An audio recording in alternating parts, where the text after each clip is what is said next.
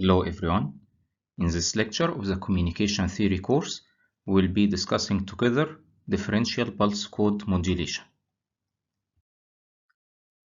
We will start with discussing the motivation to have differential pulse code modulation as a different version of pulse code modulation systems.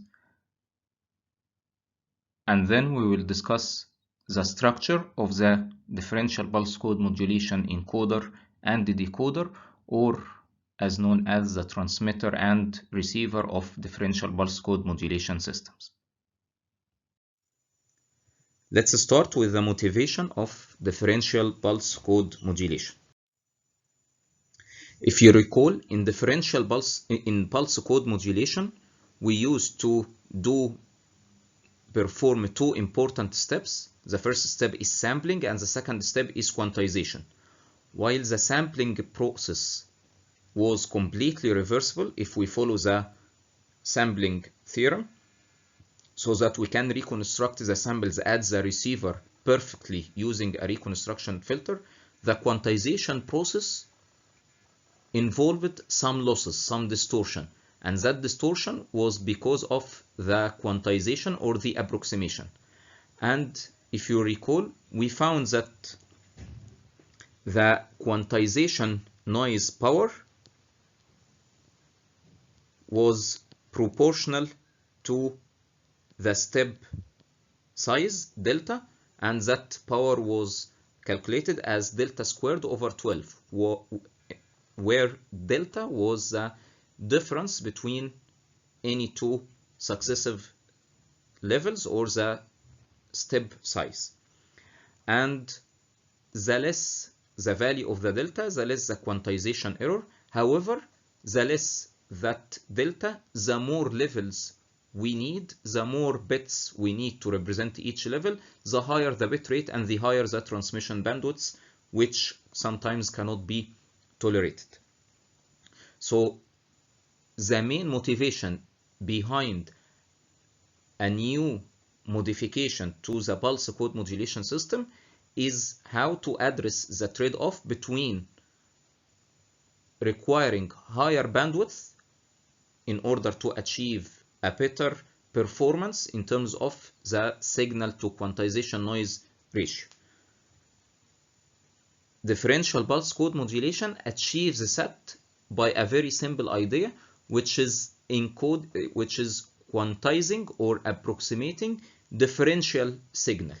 A differential signal means difference between two signals, and that difference is defined as the difference between the current sample of a signal and the previous sample of such a signal. Let's have a look for an example. Assume that we have this signal plotted in red.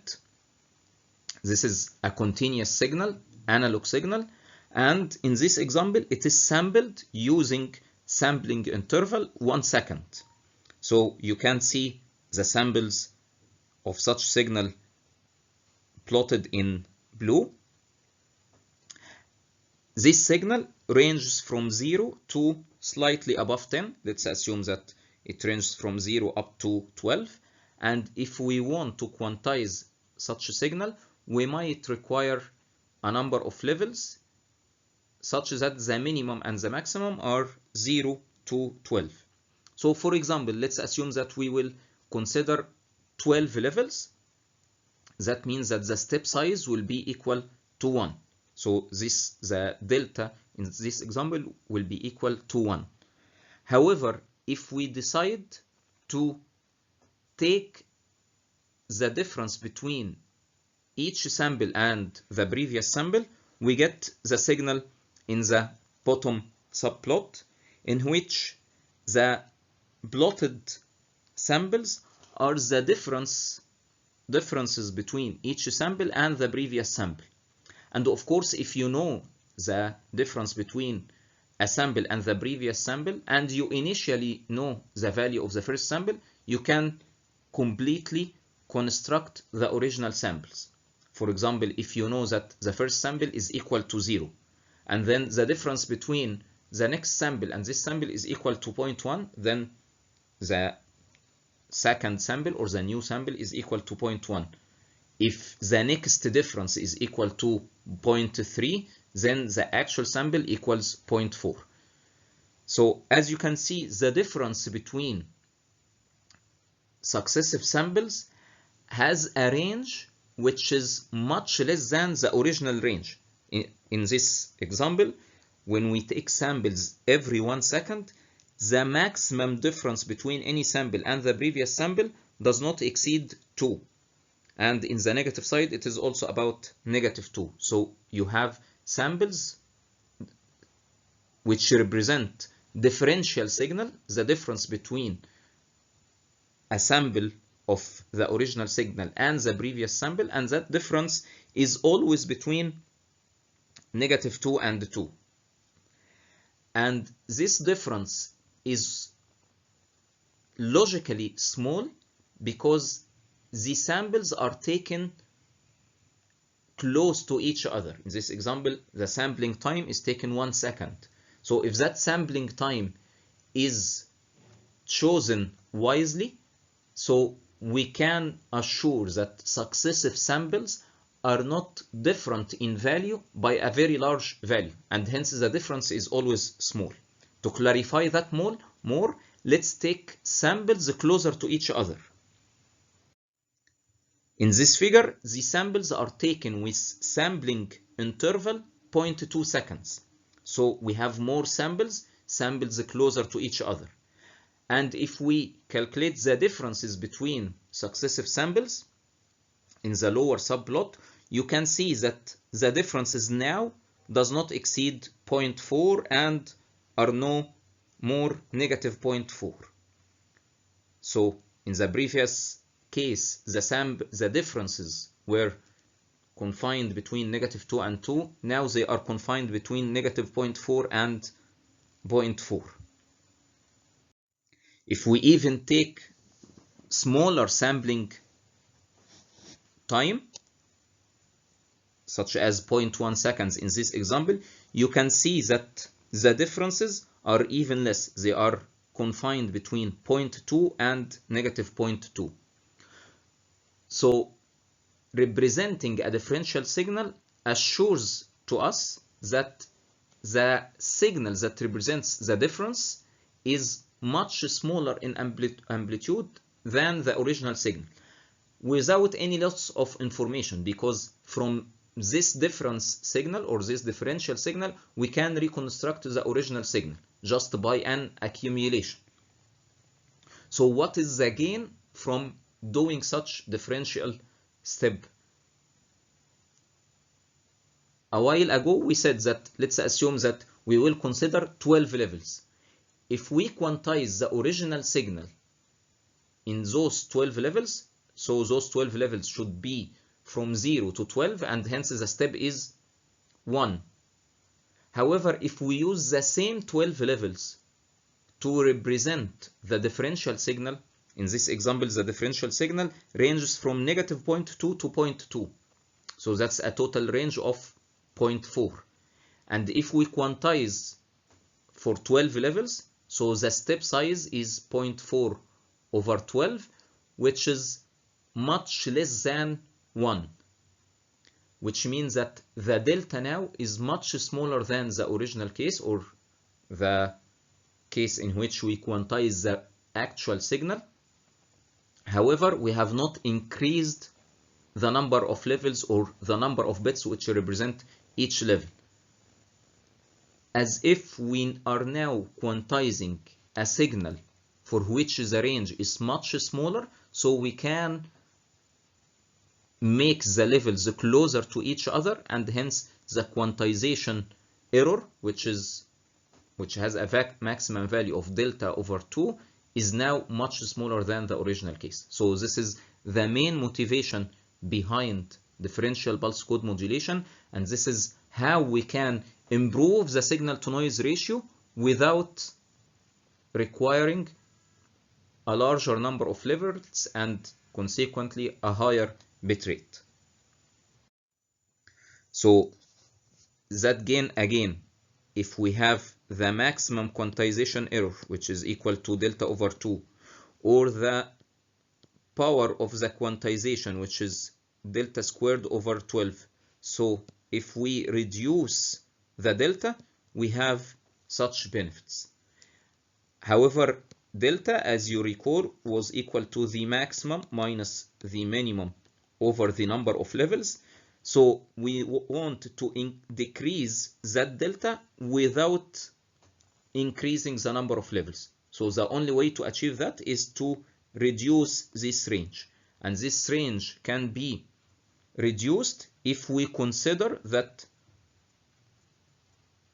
quantization, instead of being performed to the original signal, now being performed for a differential signal. And this differential signal, if the original signal is sampled with sampling rate such that the samples are sufficiently close to each other, which might necessitate that we sample the signal slightly higher than the Nyquist rate. However, this is what guarantees that the difference between successive samples is small, such that that range that will be quantized is smaller than the original range, and hence we achieve the reduction in delta and the reduction in the quantization error in general. Can we improve such idea? Can we improve the differential pulse code modulation? Any thought of improvement would be in the direction of reducing the difference between successive samples, or in reducing the range of the signals that will be quantized. The best reduction possible is if we find the difference between the current signal and a value which is related or which is close enough to this current sample. So if we have some samples, like the first sample of the signal is equal to, for example, 9, the second sample is equal to 9.1, the next one is 9.17, then 9.25, and so on. So we can represent a differential signal, which is the difference between the current sample and the previous sample. So at the instant of 9.1, the difference between the sample and the previous sample is 0.1. And then at the next instant, the difference between this sample and the previous one is 9.17 minus 9.1, which is 0.07, and so on. However, if we can at any instant find the difference between the current sample and a good estimate based on the previous samples, all the previous samples, not only the immediately previous sample, all the previous samples, this estimate might be the closest estimate to the actual value of the signal, 9.17 in this case, and the closer that estimate to the sample value, the less the difference, and hence the less the range of the difference signal.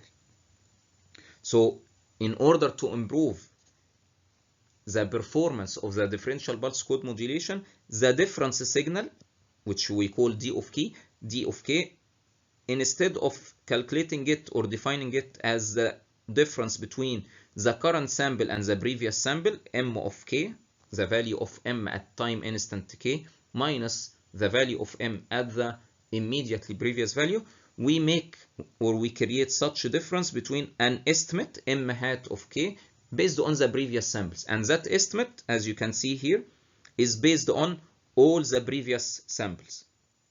Let's interpret this expression. It is summation of scaled values of M of K minus I, where I ranges from 1 to n. So we can expand this as it is A1 times M of K minus 1 plus A2 times M of K minus 2, and so on. So it is the estimate of any sample is based on all the previous samples, and that estimate is based on weighted summation of the previous sample. And it would make sense that those weights are larger for immediately previous samples. So let's take a quick example. Let's assume that I am observing students entering a class and I am measuring their height. And the first student who entered has a height of 1.7 meters. So before the second student enters, what would be my best estimate about his height? I have no knowledge except the height of the first student who entered, so my best estimate will be also 1.7 meters. So this is my estimate. However, if the actual height of the second student was 1.8 meters, then now the first student had a height of 1.7 meters, the second 1.8 meters. So what would be my estimate for the third student? If it is based on only the previous student, if I have only a short memory about the last height I measured, so the last height I measured will be 1.8, then my best estimate would be 1.8. But if I have a larger or a longer memory, if I know or if I memorize the height of the first student and the height of the second student, then now my estimate would be based on those two heights. And a good estimate in this case would be the average of their heights. So it would be 1.7 plus 1.8 over 2, 1.75. So that would be my best estimate. Then let's assume that the third student had a height of 1.8 as well. Then for the fourth student, my estimate might be based on the height of the previous three students, and so on. So this is what is called estimation or prediction. So simply the estimation or the prediction of a certain value would be the weighted average of the previous n values of the same signal. So if you have an input signal m of k, so of course these are samples of the signal m, the output of the estimator or the predictor m hat would be the weighted summation of delayed version of the signal or the previous values of the signal.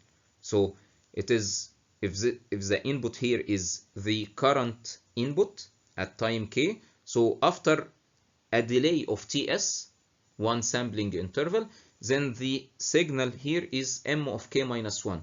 So we weighted by a factor alpha 1 or a1, and then we added to m of k minus 2 scaled by factor alpha 2, and so on till the nth value, where n can be chosen arbitrarily depending on how many samples I would like to use to evaluate my prediction or my estimate. And it might be reasonable that the values of those weights decrease as we go in this direction, because it makes sense that the current value of the sample is more related to the immediately previous sample. It is slightly less related to the sample 2 TSs ago, and it is much less related to the samples n TSs ago. So in general, these weights will be decreasing from A1 up to AN. Let's now discuss what is called first order linear predictor. A first order linear predictor is a predictor which is based on only the previous sample. So if this is the general shape of the linear predictor, so what about the first order linear predictor? It's a linear predictor who has only a single delay element. So simply it would be one delay element with input m of k, and consequently the output will be m of k minus 1, and this is the only sample based on which we base our estimation or prediction. So it might be also reasonable or meaningful that the weight A1 is equal to 1, and hence this is m hat of k. So our estimate is only the previous sample. So this is what is called the first order linear predictor. What about the second order linear predictor? A second order linear predictor uses two previous samples, and hence our predictor will be one delay element, a second delay element, and the prediction will be the summation of the second delay element with a certain weight and the first delayed version with a certain weight. So this is m of k. Again, this is m of k minus 1 if this is the current input. So this is the immediately previous input. This is the input 2 TS's ago. And if our second order predictor is an averaging predictor, so in this case our weights are half. So we can write m hat of k, our estimate or our prediction, is equal to m of k minus 1 plus m of k minus 2 divided by 2. So it is half m of k minus 1 plus half m of k minus 2. And of course you can repeat that process for higher order predictors, third order predictor, fourth order predictor. And again, it is not necessary that all the weights are equal. In general, the weights are decreasing from A1 to AN. So now, given that introduction about the motivation of differential pulse code modulation and how we can improve it, let's discuss the encoder and decoder. Sometimes we refer to the encoder as the transmitter and the decoder as the receiver. However, in general, because the transmitter and the receiver might have many other components or many other modules, so it is better to refer to what we will discuss as the differential pulse code modulation encoder and decoder. The main idea of operation is that we find the differential signal at the transmitter, and then we quantize that differential signal, we transmit the differential signal, and then when we receive the differential signal at the receiver, it should regenerate the estimate at the received differential output, and then that will be the recovered signal. So again, let's for a while ignore the quantization step. So at the transmitter side, we generate the difference. So it is the difference between the current sample and the estimate of the previous samples. And then at the receiver, we receive that differential signal. So what we need to do, let's write them. At the transmitter side, we generate d of k, which is equal to m of k minus m hat of k. At the receiver side, we need to find m of k, which is equal to m hat of k plus d of k. So simply, we transmit d of k, and then at the receiver side, we add d of k to m hat of k. So we need to find m hat of k. However, m hat of k is prediction based on the previously evaluated values of m of k. The main challenge here is that we don't transmit d of k. We transmit a quantized version of d of k. This is the whole idea of differential pulse code modulation, that we need to quantize the signal. So actually we are sending or transmitting differential version of d of k. The main challenge here is that at the receiver side, which receives the differential version of d of k, will have no way to retrieve the original difference, the original d of k. So if it keeps adding the received, let's express it now as dq of k, if it adds dq of k to the estimate of m of k, or the prediction of m of k based on the actually previously calculated m of k, we might have error accumulation, or we might have some increase in the possible quantization error. Recall that we will have some quantization error, and we, using the differential idea, we reduced the amount of that quantization error as much, the quantization value as much as possible. However, if at the receiver the error at one step is as a result of the error at this step and the error at the previous step, we might have some error accumulation. So we want to get rid of such possible error accumulation, quantization error accumulation. So the solution is simply as follows.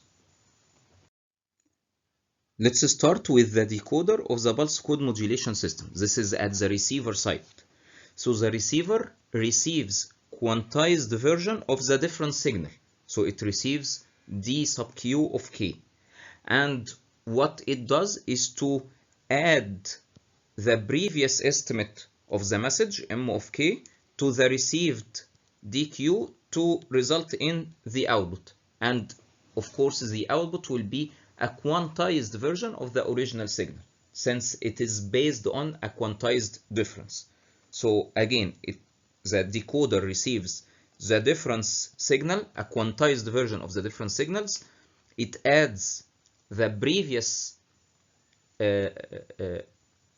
signal or the previous sample, or in general an estimate based on all the previous samples to result in the current sample of the original signal. And this current sample of the original signal is an input to the predictor based on which the estimate of the next sample will be based on.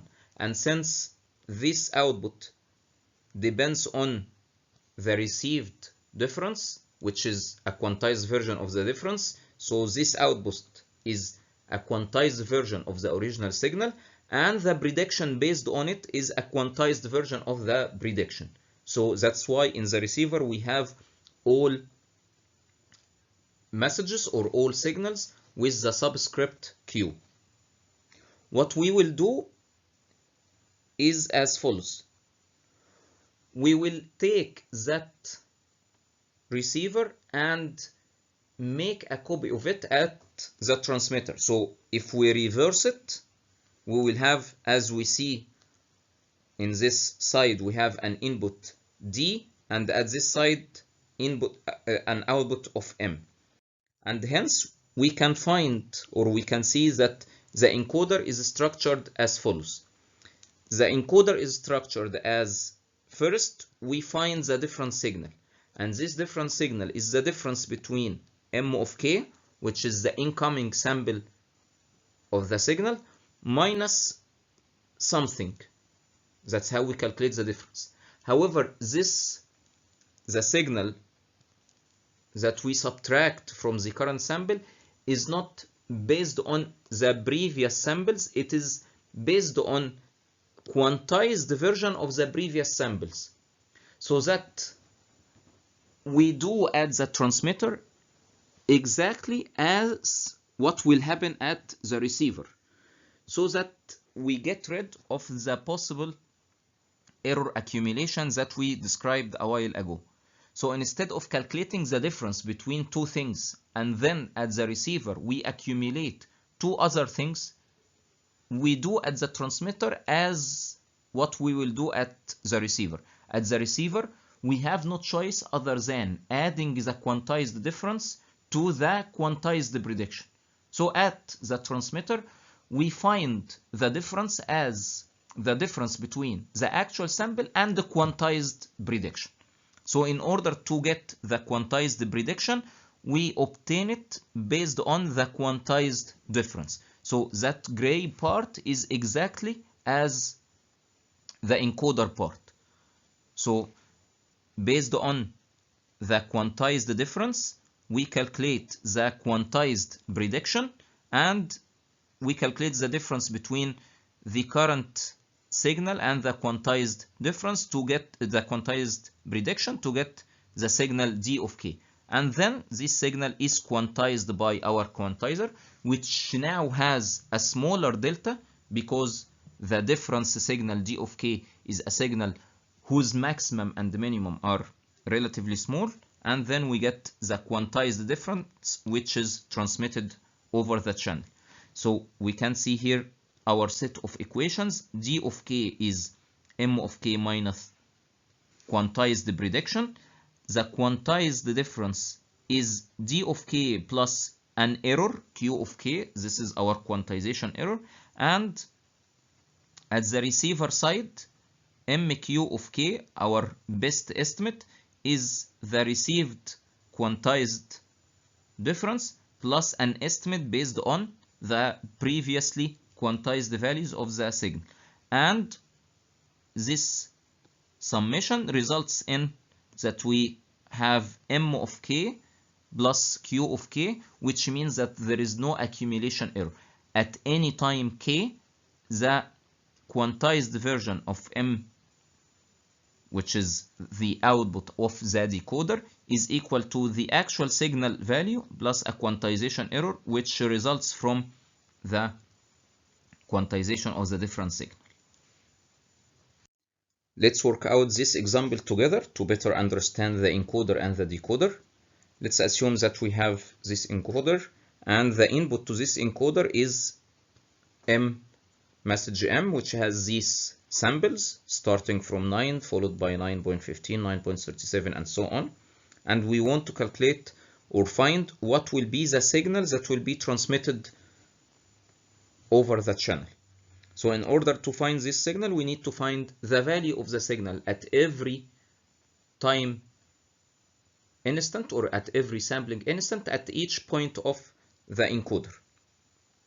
So let's find d of k. D of k is the difference between m of k and m hat, or the prediction of the message. So we might make a simple drawing here like this. It is the difference between m of k and m hat sub q of k. Initially, there is nothing transmitted, though the prediction is equal to 0, and hence the difference is 9 minus 0, which is equal to 9. So it will be quantized. So we need to know what will be the characteristics of our quantizer. So let's assume that the quantizer has a delta of 0.1 and that it is a mid-trade quantizer, which means it has level at 0. So our levels are 0, 0.1, 0.2, 0.3, and so on. And let's for now ignore the initial value. So we can consider that we have a level of 9 volts. Since our steps is 0.1 and we have a level and 0, then definitely we will have a level at 9. Hence, the quantized version here will be equal to 9. And then mq of k is calculated as the summation of the quantized difference plus the previous prediction. So we can also draw some notation here to help us remember our calculations. These two values are added to result in mq. So doing that, we will have this value is equal to 9. So now for the next step, the input is 9.15. What will be the prediction at this next step? The prediction will be based on the previous values. And let's for now assume that our predictor is a first order predictor, and hence m hat q of k is equal to just the previous signal, of course mq of k minus 1. So this is based on assumptions that we have a first order predictor, and hence at k equal to, the estimate is equal to 9, just this value. Now the difference between mk and m hat of k is 9.15 minus 9, which is equal to 0.15. 0.15 need to be quantized. However, our levels are 0, 0.1, 0.2, 0.3, and so on. So 0.15 will be quantized to either 0.1 or 0.2. Let's assume that it will be approximated to the upper level, which is 0.2. Now MQ is the summation of DQ and M hat, so that is 0.2 plus 9, which is 9.2. Based on our predictor, which is a first order predictor, the next prediction will be just 9.2 as the previous value of M of K. Now, for the next clock cycle, dk is equal to 9.37 minus 9.2, which is 0.17. This will be quantized to 0.2 or 0.1. Of course, it is closer to 0.2, so it will be quantized to level 0.2. And hence, MQ, the new MQ will be 9.4. And again, this will be the next estimate. Hence, at the next step, the difference will be 9.4 minus 9.2, which is 0.1. Luckily, this does not require quantization. It will be quantized to level 0.1. And MQ will be 0.1 plus 9.4, which is 9.5. Again, this will be the next prediction. The next difference will be 9.41 minus 9.5. So now we have something negative. It's negative 0.09. When this is quantized, it will be quantized to negative 0.1. Performing the steps as regular, MQ of K will be the summation of DQ and 9.4, so that will 9.5, so that will be 9.4, which will be our next prediction. And hence, at the next step, the difference will be 9.24 minus 9.4. Sorry, it's 9.23 minus 9.4, so that will be negative 0.17.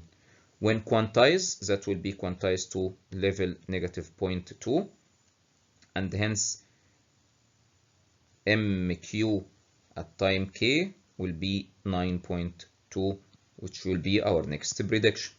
The last step, we will have 9.1 minus 9.2, which is negative 0.1.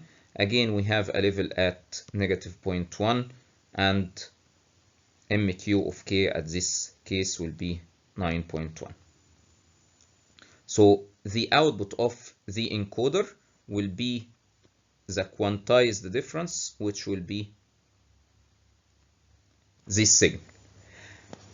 Again, if we ignore the initial value, this 9, of course, there will be some techniques to handle this initial value. However, if we just ignore this initial value, you can see that all the differences here do not exceed 0.2 and are no more or less negative 0.2. Although the signal itself was in a high range of 9s, of course you can imagine that this signal at this time interval was in the range of 9, then it will go to another range of 8, 7, up to negative 9 maybe. However, the difference will be always in a much smaller range. And for the initial value, that can be agreed upon between the transmitter and the receiver, so that the transmitter does not need to send this large value, or might be it will be sent as an initial value, so that our quantizer will be always having a maximum and minimum in a very small range. Let's now trace the operation of the decoder. So at the decoder, we receive what was transmitted. So that was dk, the quantized version. So again, the initial value was 9, and then we had all the other quantized values.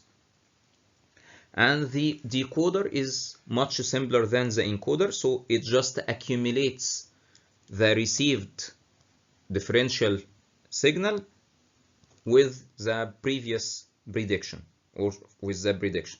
So also here initially we assume that the initial prediction is 0, and of course it might be reasonable here that we assume that when the transmitter transmits the differential signal, it transmits 0 here instead of this value. However, the receiver would be initialized with 9.